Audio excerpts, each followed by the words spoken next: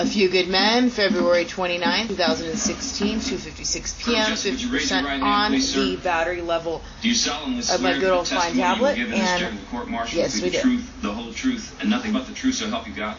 Yes. Yes, I do. Would you have a seat, please, sir? Would you state your name, rank, and current billet for the record, Sabrina please, sir? M. Lorelli Shaw. Colonel Nathan R. Jessup, Commanding Officer, Marine Ground Forces, Guantanamo Bay, Cuba. Thank you, sir. You sit down here.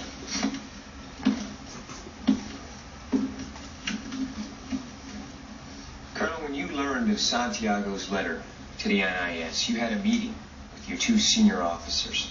Is that right? Yes. The platoon commander, Lieutenant Jonathan Kendrick, and the executive officer, Lieutenant Colonel Matthew Markinson. Yes.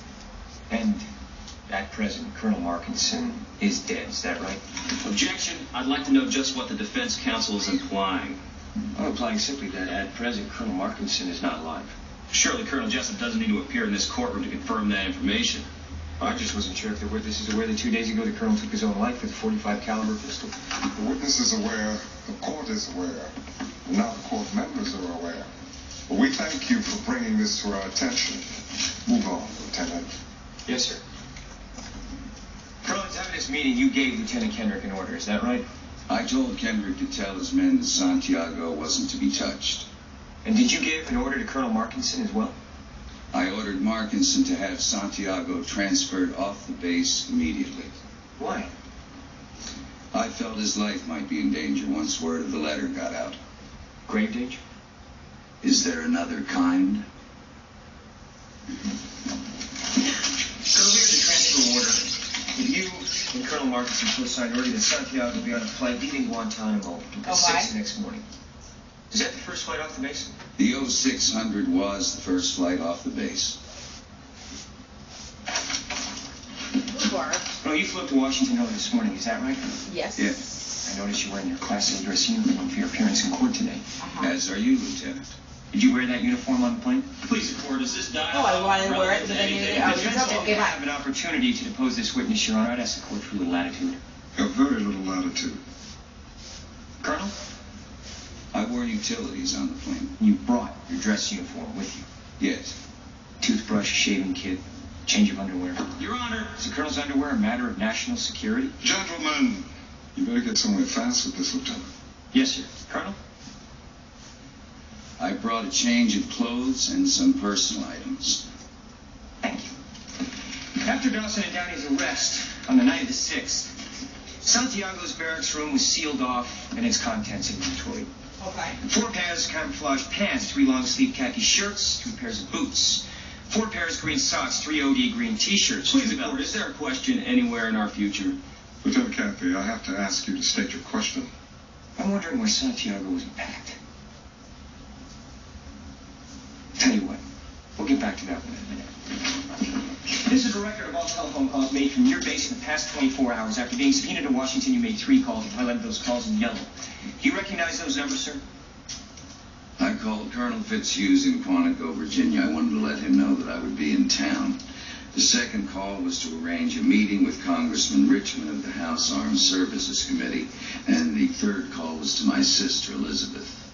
Why did you make that call, sir? I thought she might like to have dinner tonight. Your Honor. I'm going to put a stop to this. Your Honor, these are telephone records from Gitmo for September 6th. And these are 14 letters that Santiago wrote in 9 months, requesting, in fact begging for a transfer.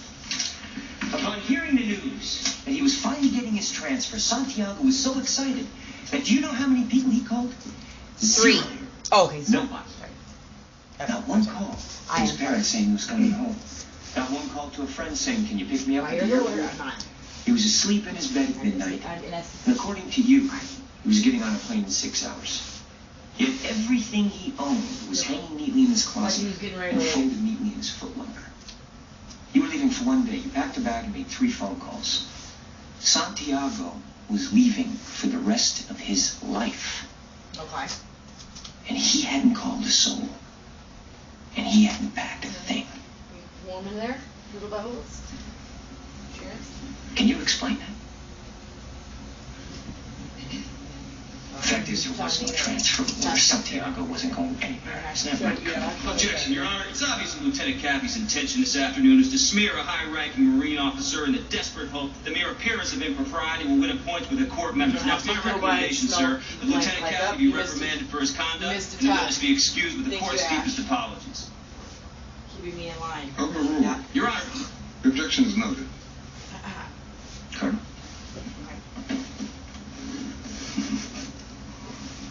Is this funny, sir? No, it's not. It's tragic. Do you have an answer? Absolutely. My answer is I don't have the first damn clue. Maybe he was an early riser and liked to pack in the morning. And maybe he didn't have any friends.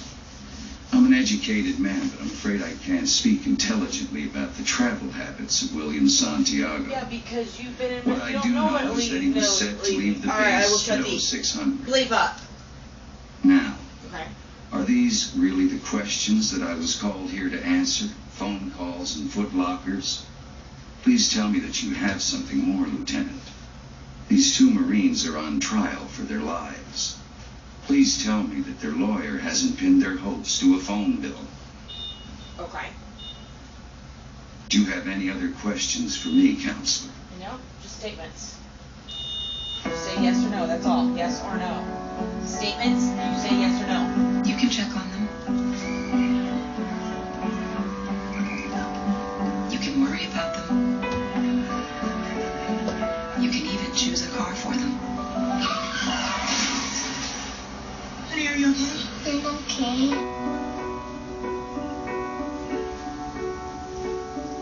Love. We're okay. It's what makes a Subaru a Subaru. This is Liz. She recently enrolled at CTU. Why? Because they've got a way for her to use her experience to earn her degree faster.